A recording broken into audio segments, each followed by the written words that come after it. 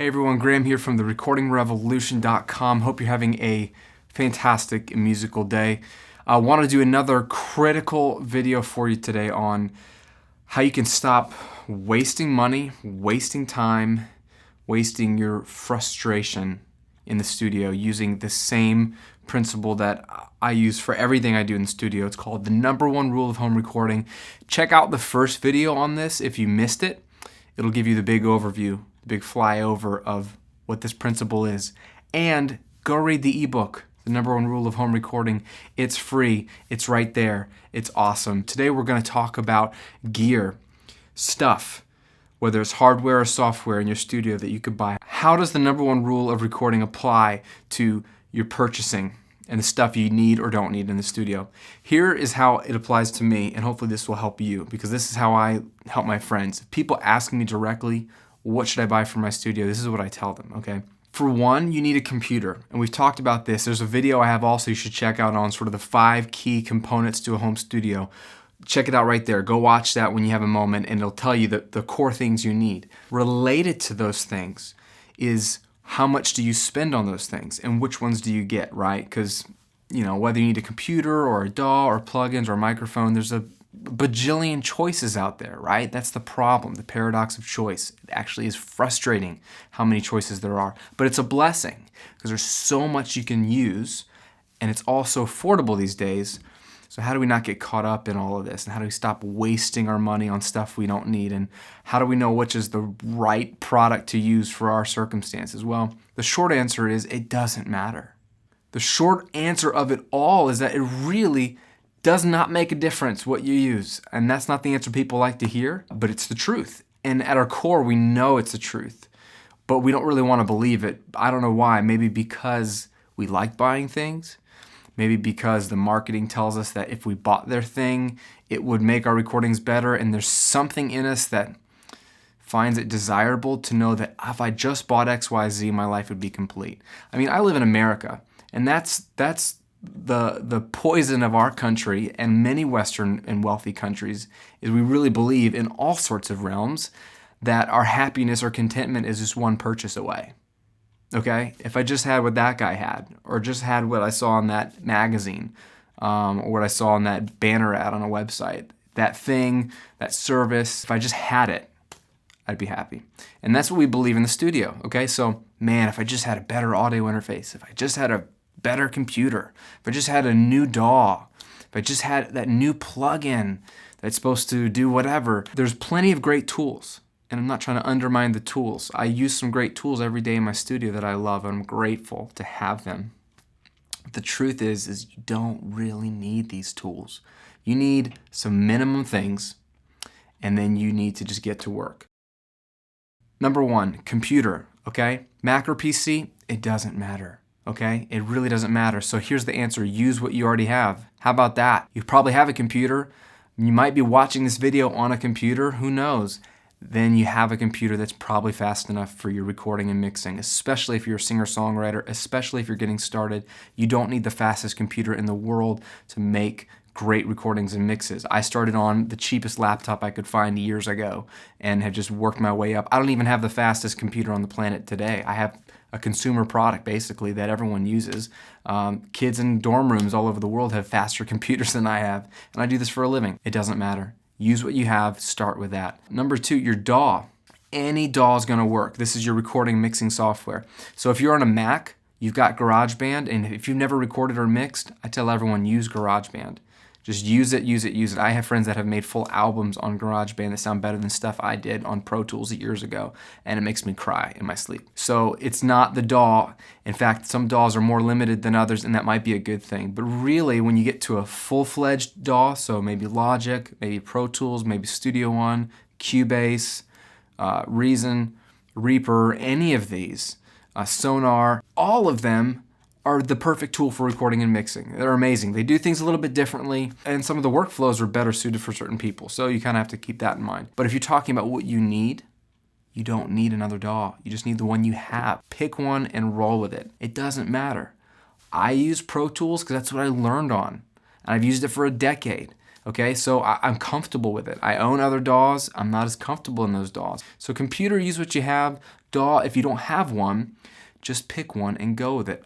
Only caveat would be if you are planning to work in a professional studio with other producers and mixers, it's probably a good idea to know Pro Tools. Whether you prefer to use it as your main DAW or not, at least get a copy of it and learn it. Because Pro Tools is kind of like the universal language that many other producers and engineers are working with. I mean, it's called the industry standard, and that's why, because everyone has it. So it's not that it's better, it's just everyone has it. So if you're gonna go pro with this and you wanna collaborate with other people, probably a good move to pick a copy of that up. Audio interface. This one people get stuck on, because audio interfaces is like this gold mine. If they can get you to like their interface, they've got you, because they're gonna make a whole line of interfaces for everyone's needs. So as your needs change or grow, you're gonna stick within usually that line. There's a big fight for your money in the audio interface world. It doesn't matter which one you pick. So I'm gonna tell you what to pick. Brand-wise, I don't really care. But feature set is what you should focus on, okay? Most people can get by with a 2-channel audio interface. You want a box that's USB, FireWire, Thunderbolt, whatever your computer has. The protocol doesn't matter. So if you only have USB ports, get one that's USB. 2 channels though. 2 microphone preamps built in. That's all you need for, I would say, 80% of you right now. Why? Well, because you're gonna overdub. You're gonna record one track at a time. You're gonna lay down your vocals, and you're gonna lay down your acoustic guitar and your electric guitar. You're gonna lay down your keyboards. You're gonna lay down whatever, one thing at a time. Because a lot of you are the whole band. Even if you aren't the whole band, it's best in a home studio to record one person at a time, because you don't have a lot of space to get the separation. You don't have all the extra microphones you need. 2 channels is all you need, right? You can do 2 things at a time. You can do stereo recording, and that opens up a lot of doors for you, even to do full band recording. Watch my video right over here on how I recorded a whole band with 1 microphone, 1 interface that had 1 preamp, okay? You can do it. That's the interface I would recommend you get, a 2-channel USB or whatever interface, and rock that for a long, long time until you are at the point, or if you even get to the point, where you really want to do multi-track drums, more than 2 channels, and or record a full band at once. And then, and only then, would I recommend you get an 8-channel interface. This is what I've done. I started with a 2-channel interface for years, was even making money in my studio on the side with a 2-channel original inbox for years. Okay, making money, making good recordings and mixes. And yeah, I made some bad ones, but making some good recordings and mixes with a 2-channel interface. And then when I wanted to record multi-track drums for stuff, and I wanted to do live recording, I wanted 8 channels. And so I upgraded to an 8-channel mic pre interface. So it's an interface, same type of thing, USB, whatever, that has 8 mic pre's in it. Those are the 2 ranges that I think most people need. I think you might have 1 to 5% of people right now that would need something more than that. But most of us don't. And I don't. So literally, a 2-channel interface is what 80% of you probably need. The rest of you probably maybe would one day need an 8-channel interface. Brand doesn't matter. All the pre's sound fine. All the converters they're all doing the same thing. Half of them might all be made in the same factory somewhere. I don't know. All I know is they sound great. I've used a ton of brands, and that's not your problem if you're getting a bad recording. So just pick one of those 2 ranges, 2 or 8, and go. Okay, microphones. Microphones. The microphone, in one sense, is the most important thing in your studio, but there's too many choices. So the number 1 rule of home recording would say, limit your options, so just have 1 or 2 great microphones. What are great microphones? Anything that's at least $100 US. I know that sounds random, but I have what I call the $100 rule. It's in the number 1 rule of home recording book, so it's another rule within a book about the 1 rule, but it's a bonus rule. $100 rule says that basically any mic that costs about $100 US is a great microphone. That may not sound really academic, and I can't really prove that to you, but it's just true. So any of those microphones from any company out there, they all kind of have that large diaphragm condenser microphone, which is a great option in that $100 range. Some might be a little bit less, some might be a little bit more, but that's a sort of go-to range in the home studio market. And all of those microphones sound eerily similar in terms of quality, slightly different in terms of EQ curve, but they all function in the same way. They're gonna be a great vocal mic, a great acoustic guitar mic, a great mic for your guitar amps even, great for a drum overhead, great for anything. So that would be my first start, is start with that $100 microphone, Large diaphragm condenser will get you really, really far. The only other option I would add to that if you have a little bit extra money is another $100 microphone, which is a Shure SM57 or something very similar, which is your standard dynamic handheld microphone, because these are a great balance to the large diaphragm. Usually less bright, less sensitive, can handle louder sources like drums, guitar amps, crazy loud rock singers, that kind of stuff. So with all the microphone options you have, a simple $100 large diaphragm condenser, and then maybe a simple $100 dynamic microphone, you can go really, really far with that.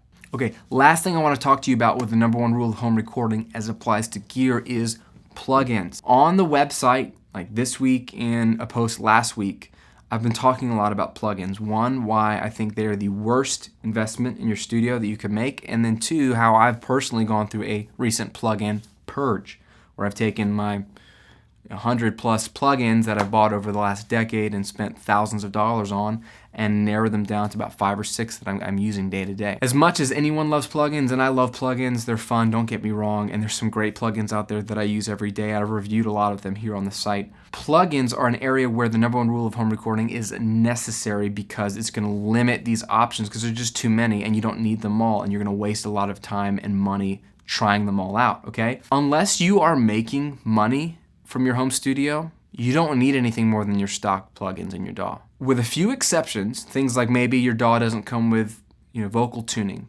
software. Maybe you need a certain mastering plugin to do something that maybe your stock plugins don't quite do. Maybe you want to experiment with some stereo widening and you don't have a stereo widening plugin in your DAW.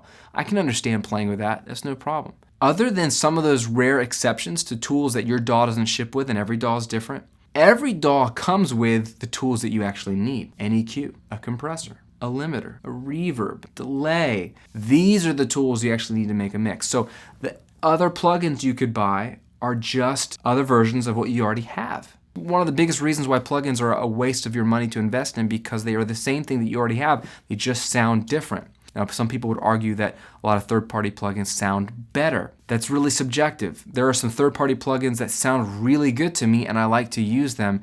I really don't know if I can tell you, honestly, that they are better. That's just such a blanket thing to say. Do I use only my stock plugins? No, I still use stock Pro Tools plugins, but I have a couple of other ones that a lot of that are reviewed here on the YouTube channel and on the website that I really, really like for various reasons. I can't tell you, though, that they actually sound better. In fact, I will mix with only stock plugins from time to time to remind myself of all I really need and to stay humble and stay fresh. If you like plugins, you should go buy some. I'm just warning you that you're going to waste a lot of time and money chasing tails and buying things and trying things and twisting knobs in hopes that you'll get a better mix, when really you just need to get better at mixing. Have you thought about that? Maybe you just aren't good at mixing because you're not good at mixing yet. Maybe it's not the plugin that's going to save you. Maybe it's not the analog sound from the plugin that's going to save you, although I like a lot of these analog sounding plugins, don't get me wrong. At the end of the day, I want to save you time and money because that's what I wanted to hear when I was growing up, and no one told me this stuff. So I've wasted time and money, and that's why I started the recording revolution. So my friends, and now you, my friends from afar, won't waste as much time and money as I wasted, and as other people waste every day, and as people on internet forums tell you to waste every day, chasing tails after that magic bullet plug-in or whatever that just doesn't exist. So you can go buy all of these things that I'm telling you not to buy, or you can just take this number one rule, limiting your options like your life depended on it, and stick with your stock plugins. Pick up a couple extra plugins, sure, I recommend a few, but keep it to a minimum because it's only going to increase choice paralysis, frustration, and you won't actually get better. You'll just treat the symptom, not the problem. If your mixes are bad, the problem is you. Changing plugins doesn't treat the problem, it's only treating the symptom. So if you want to treat the problem, then you need to work on you. You need some practice. You need some training. Okay, that's why the Recording Revolution and other great sites out there exist, to help you get better. And you will get better over time. The number one rule of home recording, right? Limit your options like your life depended on it. If you haven't already downloaded the ebook, it's free. It's called The Number One Rule of Home Recording. Just pick it up. It's over at therecordingrevolution.com right now. You can't miss it. Download it. It'll help you out. It's a great resource. I actually reread it over and over again, and I wrote the darn thing to remember this principle that has guided me well, and when I swerve from it, it brings me back. It gets me back on focus. Next week, we're gonna do one more video. I'm gonna look at mixing and technique and production and recording and all of that, and how the number one rule can actually apply to your technique and not just the gear you purchase. Have a great week. Go make some great music. Talk to you soon.